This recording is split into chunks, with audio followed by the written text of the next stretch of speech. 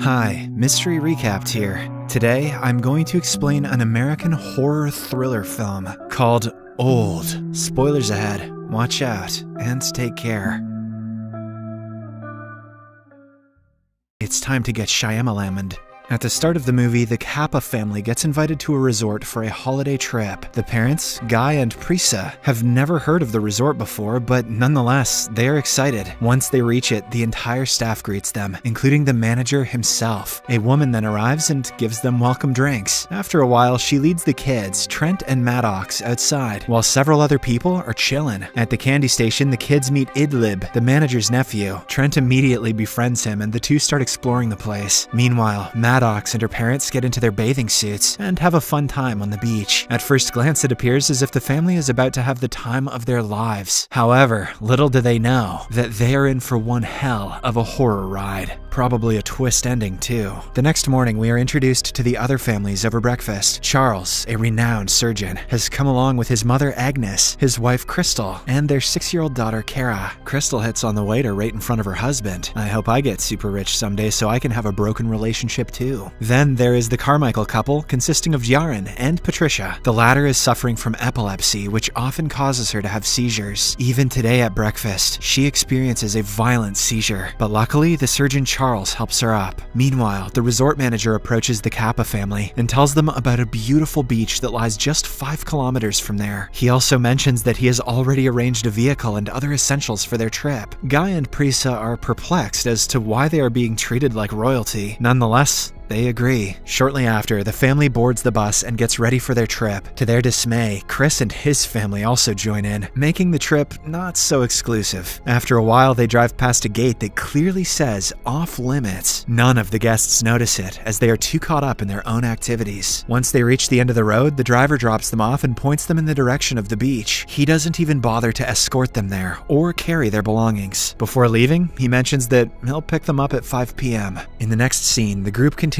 walking through the forest and into a narrow cavern. From there, they eventually arrive at the beach. It is an absolutely stunning place, just like the resort manager had promised. Wasting no time, both the families start unpacking their stuff until they notice a lonely-looking man sitting nearby. He is revealed to be a famous rapper named Mid-Sized Sedan. Mid-Sized Sedan. Maddox immediately recognizes him and tries to get his autograph, but her dad tells her to leave the guy alone. After a while, the 3 kids get to playing and find numerous items buried in the sand. Most of them are toys, while some are other objects that one would normally bring to the beach. It gets even weirder here. The beach doesn't contain a single fish, not even small mollusks. And you know what they say, no mollusks? Get the hell out of there. Meanwhile, Trent, being a curious kid, goes swimming alone. He splashes against the small waves and is having a fun time until a dead body comes floating towards him. Terrified, he screams for help, and the adults immediately come to rescue him. The dead body is brought to the shore, and the surgeon, Charles, deduces that she had drowned just recently. He then asserts that Mid-Sized Sedan killed her, as there was no one else on the beach when they arrived. Dude must have mid-size murdered her ass. The accusation becomes even more compelling when Sedan is seen bleeding from the nose, indicating that he had a fight with the woman. The latter tries to explain that he had nothing to do with the incident, but no one believes him. Meanwhile, the little boy Trent keeps complaining that his swimsuit feels tighter. Could have something to do with that dead naked body on the beach. This could be the start of a problem for little Trent. Charles's mother Agnes also says that she is having difficulties in breathing. Sensing that something bad is happening, Charles tries calling for help, but there is no signal in the area. Just then, the couple from earlier, the Carmichaels, arrives there. They have also been dropped off by the driver on the resort manager's orders. The terrified group immediately briefs them on the situation, and hence, the husband, Jaron, decides to stop the driver from leaving. However, as soon as he runs inside the cavern, he falls unconscious. A few seconds later, he wakes up on the beach with a bad headache. Everyone is confused by what just happened, but before they can investigate it, they learn that Agnes has stopped breathing. The group immediately rushes to her, and Charles tries his best to resuscitate his mother. Unfortunately, all of his efforts go in vain. Meanwhile, the Carmichaels are talking to the Kappa kids to distract them. Jaron Yaren asks the boy his age, to which Trent replies, 6. The Carmichaels find it hard to believe as he looks considerably older. Just then, Prisa arrives at the scene and is stunned to see her children. Miraculously, they have aged by a few years, making them impossible to recognize. Seeing the chaos unfolding around him, Sedan makes a run for it, and Charles chases after him. However, as soon as they reach the caravan, they black out and regain consciousness back on the beach. Witnessing all of this, a worried Prisa asserts that they should find another way out of the place. Unfortunately, every time one of them gets near the large canyon, they lose consciousness and end up on the beach again. This means that they are trapped for good, with 2 dead bodies around them. To make matters worse, the children are aging so rapidly that it will be difficult to find new clothes for them. We're gonna have to see our kids naked! Panic sets in, and the adults start brainstorming on what to do next. The Kappas believe that a virus is causing all the anomalies, while Charles, who has started becoming paranoid, makes a cut on Sedan's face with a knife. Someone's gotta call Charles out on his racism. Surprisingly, the cut gets healed instantly, almost as if it never existed. After a while, Maddox takes Sedan away and asks him the truth about the place. The latter promises that he's as clueless as they are. As the two get comfortable talking, Sedan reveals that he suffers from a rare condition, which stops his blood from clotting. Meanwhile, the adults also discover that the girl they found dead on the beach was suffering from sclerosis. Just then, Prisa starts losing her senses and soon falls to the ground. It turns out she is suffering from a tumor, and this is the main reason why her marriage with Guy was falling apart. Before they arrived on the beach, it was a tiny tumor, but now it has grown to become the size of a tennis ball. With time running out, Charles decides to perform a surgery with the knife he has. However, as soon as he makes an incision, it heals instantly, just like it did with Sedan. To make matters worse, Charles starts talking to himself. Before arriving at the beach, he had displayed symptoms of schizophrenia, but now the disease is taking over him.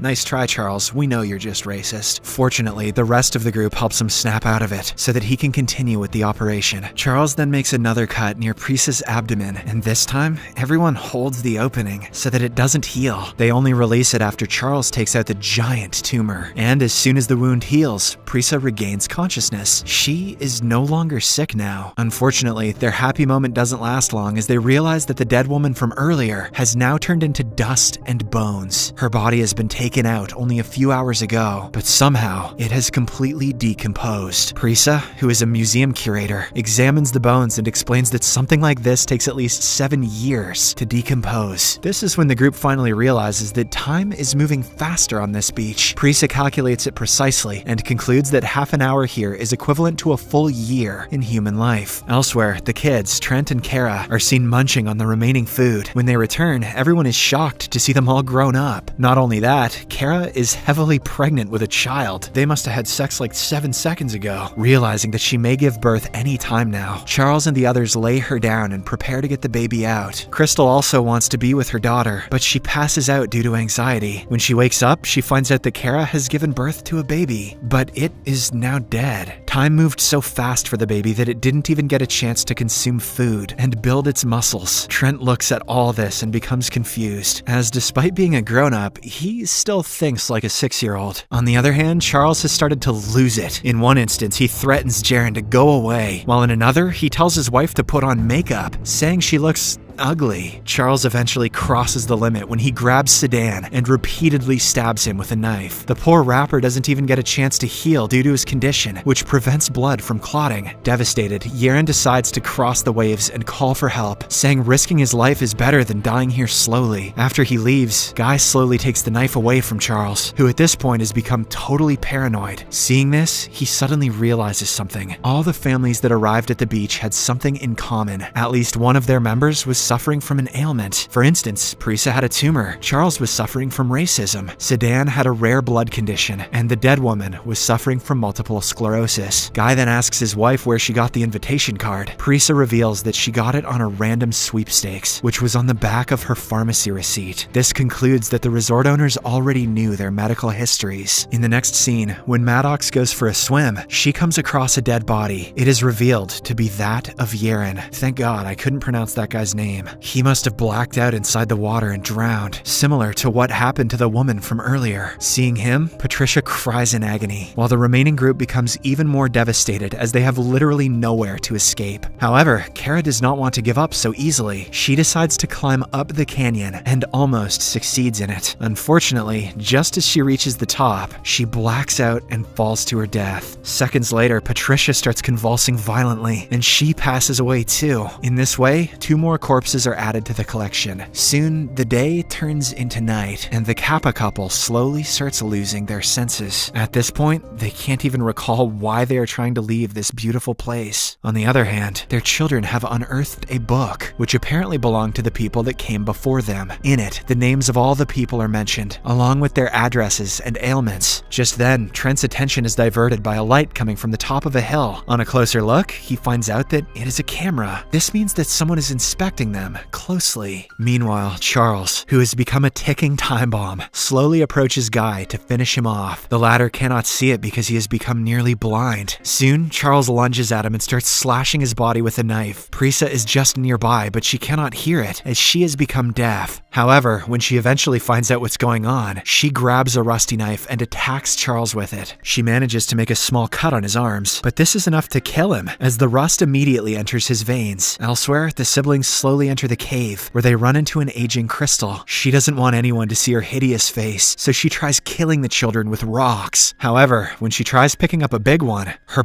bones break. It immediately heals, but in the wrong direction, deforming her. Crystal dies a painful death shortly after. After the commotion ends, it is only the Kappa family that is standing. They regroup near the beach for one last time, and Guy emotionally says that he loves his family a lot. Saying this, he passes away. Prisa also succumbs to her old age soon. The children are distraught as without their parents they are helpless. The next morning, they wake up in their late 40s, knowing that they will also end up like their parents. Trent and Maddox decide to spend the remainder of their time playing. They start making sandcastles, and this is when Trent remembers that the resort manager's nephew, Idlib, had given him a puzzle to solve. Since they have a lot of time, Trent brings out the puzzle and eventually deciphers it. It reads, "My uncle doesn't like the coral." With this message, the siblings realize that the coral has all the answers to their questions. Hence, without wasting any time, they dive into the water and head to the coral. Soon, they come across an underwater tunnel, and as they try to get through it, Maddox's dress gets stuck on a piece of coral. The scene then cuts to a man observing the beach from the hills. He is none other than M. Night Shyamalan himself. His twists are getting so powerful that he's injecting himself into his own films. What will he do next?